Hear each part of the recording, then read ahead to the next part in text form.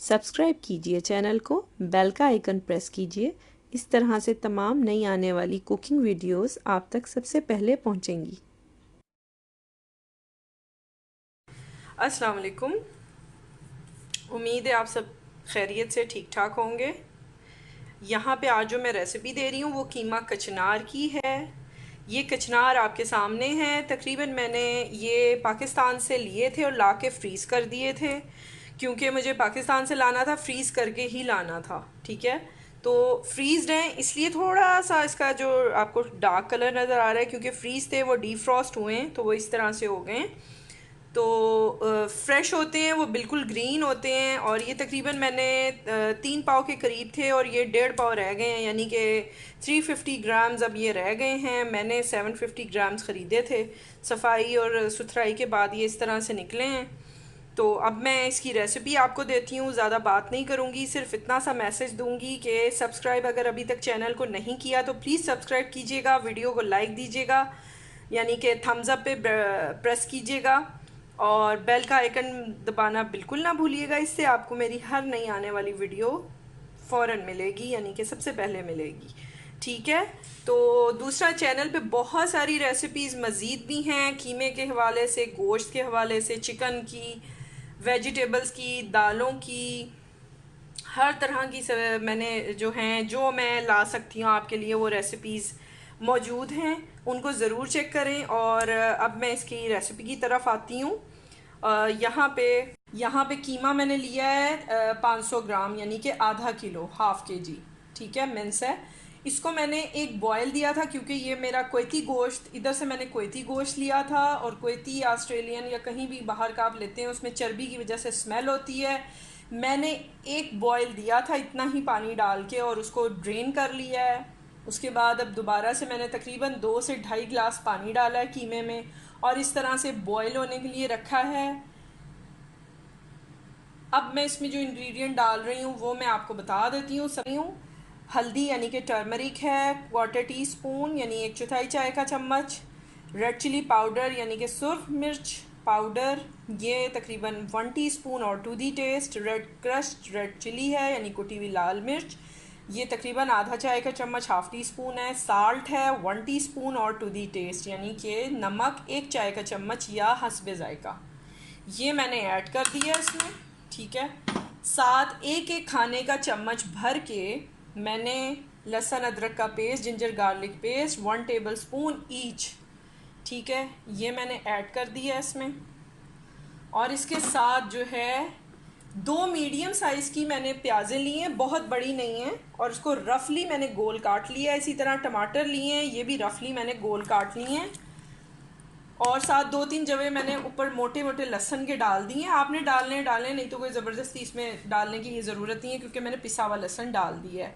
ये मेरा 2-3 बचे हुए थे तो मैंने कहा ज़ाया होंगे, मैंने इसलिए इसमें ऐड कर दिए। ठीक है, अब ये मैं ढक के रखूँगी मीडियम लो फ्लेम पे अबाउट हाफ़ आवर, जब तक कि पानी खुश्क हो जाए, हमारा कीमा और वेजिटेबल जो भी मैंने ऐड किए हैं वो सब अच्छी तरह से मिक्सअप और गल जाएं, टेंडर हो जाएं। ठीक है, तो फिर मैं आपको दिखाती हूँ। ये देखिए, इसको तकरीबन मैंने 30 मिनट दिए हैं, यानी 30 मिनट्स, हाफ़ आवर में ये कम्प्लीटली गल चुके हैं। सब्ज़ियाँ भी जो मैंने डाली थी और कीमा भी, अब ये बिल्कुल पानी खुश्क होने वाला है। यहाँ पे मैं एक टिप दे रही हूँ, जो मैं पहले भी कीमे की रेसिपी में और गोश्त की देती हूँ। जब मैं यहाँ का गोश्त इस्तेमाल करती हूँ, कुवैत का या ऑस्ट्रेलियन, ये मैंने तकरीबन 1 टेबल स्पून सिरका डाला है, वाइट विनीगर। ठीक है, और ये मैं इसके साथ मिक्स कर रही हूँ, इससे इसकी स्मेल बिल्कुल निकल जाती है।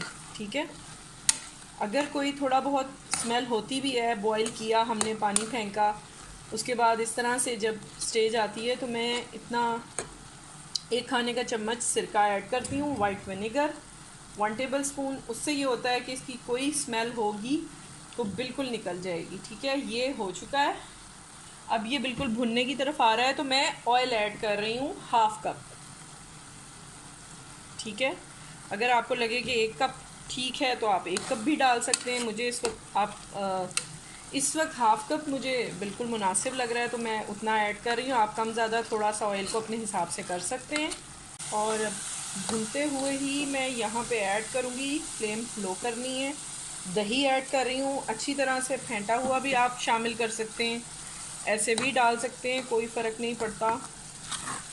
हाँ, शोरबे में या मसाले में जब आप डालें ना तो आप उसको अच्छी तरह से फेंट लें। अब इसको अच्छी तरह से मैंने भूनना है तकरीबन 5 से 7 मिनट, जब ये और भूनूंगी हल्की आंच पे। अब मैं भून रही हूँ, पहले मैंने 5 मिनट तेज़ आंच पे भूना है, अब ये 2 मिनट सिर्फ हल्की आंच पे फ्राई हो रहा है।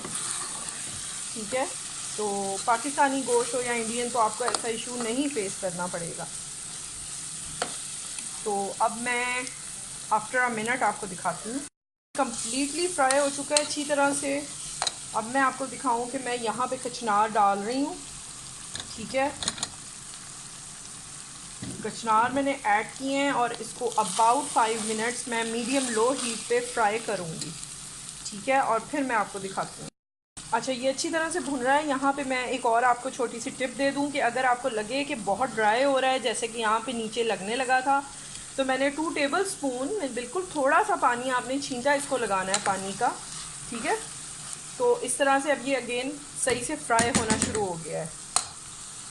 अच्छा, अब कचनार जो भुनना शुरू हुए हैं तो मैं साथ ही 1 टीस्पून क्यूमन सीड ऐड कर रही हूँ।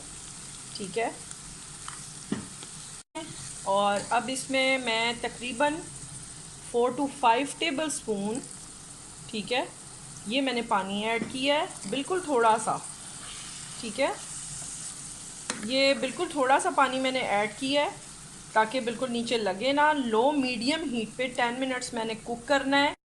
अब तकरीबन ये डन हो चुका है। इसकी जो फाइनल इंग्रेडिएंट है वो मैं डालती हूँ। एंडिंग की तरफ बढ़ रहे हैं तो मैसेज मेरा अगेन कि अभी तक अगर चैनल सब्सक्राइब नहीं किया तो काइंडली सब्सक्राइब कीजिए, बेल आइकन ज़रूर दबाइए ताकि सबसे पहले आप तक मेरी वीडियो पहुँचें।